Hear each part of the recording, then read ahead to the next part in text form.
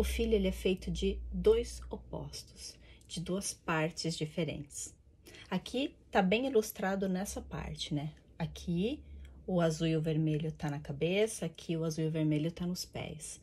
Então a gente tem dois clãs diferentes. Mas aqui a gente já pode ver um casal que conseguiu se desligar. Você vê que a mulher tem aqui a característica que ela assumiu, junto com esse homem que tem a característica que ele assumiu. Juntos, lembra aquela forminha? Se vocês não assistiram, tem aí no outro vídeo. Cada um tem uma forma, cada um tem uma maneira. Quando eles se juntam, eles podem descobrir a maneira deles. E desse amor, desse tomar um ao outro, transborda para um filho, transborda para uma herança para o mundo. A vida segue em frente. Nesse contexto, a criança pode ser a flor que ela quiser. Ela pode ser a flor que brota dessa junção. Quando os dois se permitem, aceitam, amam nessa criança a parte do outro. Situações controversas na vida, que mesmo com todo amor, que mesmo com toda a situação, às vezes a família se afasta, se separa. Isso quer dizer que não tinha amor? Não. Isso quer dizer que o amor não foi suficiente para superar a desordem. A desordem familiar, a desordem de sistema, a falta de cada um assumir o seu lugar. O homem tem o lugar do homem numa relação, a mulher o lugar da mulher. Quando a criança pode ter esses dois opostos nela, ela pode tomar da mãe o que a mãe tem de melhor, que é a nutrição, que é o cuidado, que é o colo para chorar quando alguma coisa dá errada. E ela pode ter do pai a provisão, a coragem, a força para seguir em frente quando surge algum desafio. Ela começa a aprender que não tem só um jeito certo. Ela começa a entender desde pequena que tá tudo bem ser diferente. Tá tudo bem a minha mãe gostar de flores e o meu pai gostar de ser uma árvore enorme. Eu sou a junção desses dois.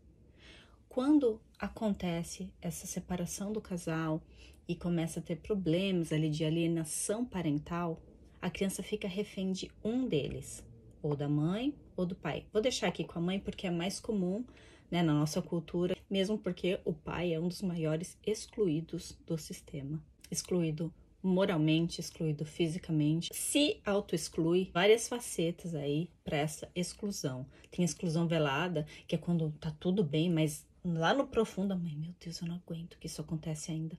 Ou o pai lá no, gente, ela não consegue lidar com a compulsão, ela não consegue, sabe? São coisas às vezes veladas, secretas, e ainda assim é uma exclusão. E aí nasce a raiz dos preconceitos. Só existe uma maneira certa. Só tem o jeito da mãe ou do pai. O outro tá sempre errado. A criança que tá ali sob os cuidados da mãe, por exemplo, ela tem um vínculo simbiótico muito grande. Seja menino ou seja menino. Da menina ainda é mais forte, mas tem o vínculo do cordão. Quem corta esse vínculo? O pai.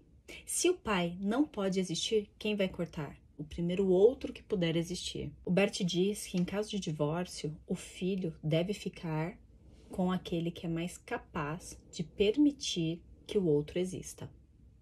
Em outras colocações, em outras palestras, né, porque são momentos e situações diferentes, ele era muito enfático em falar: a filha fica com a mãe, o filho vai com o pai.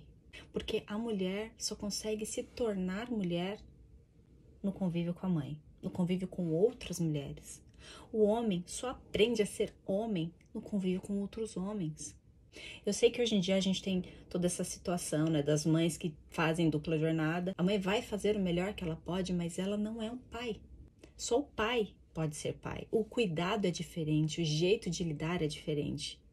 Então essa mãe tá aqui com essa menina que busca, né, esse olhar do pai, que precisa dessa outra metade que é o pai, mas que às vezes, por esse julgamento ou exclusão da mãe, ela não pode ter e ela não se permite ter.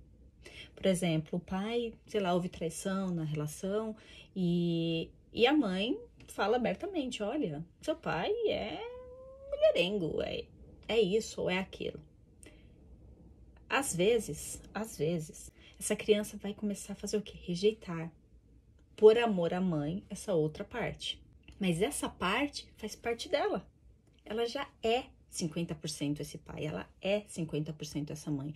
E a única chance dela não ser isso seria antes dessa mãe engravidar. Porque no momento da fecundação, esse pai deu ele. Ele não deu só a parte boa, ele deu tudo que ele era. A mãe, enquanto gerava, ela gerou com tudo que ela é, não só com a parte boa.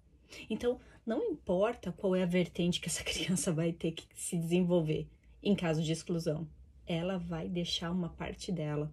Muito provavelmente, tudo aquilo que essa mãe, ou no caso se fosse o pai, não permite que essa criança seja, não seja como seu pai. Olha, não vá me ser que nem sua mãe que faz isso, isso, isso. Exatamente o que essa criança vai ser, porque dentro dela vai ter uma luta. Poxa, mas eu sou isso, como é que eu faço? Então ele vai rechaçar esse pai, vai afastar esse pai por amor à mãe. Quando essa criança entrar na adolescência e tiver uma vida, ela vai incluir esse pai inconscientemente. Vai incluir esse pai exatamente aonde essa mãe excluiu. Mas e agora? O que a gente vai fazer? Grande chance que essa criança tem de não fazer esses movimentos inconscientes para incluir o amor ou as partes desse pai que foram rejeitadas aqui, é essa mãe verdadeiramente concordar com a maneira com que esse pai é, concordar que esse é um aspecto dele e que a sua filha tem esse aspecto, mas que talvez ela não precise desenvolver se você conseguir acolher no seu coração antes.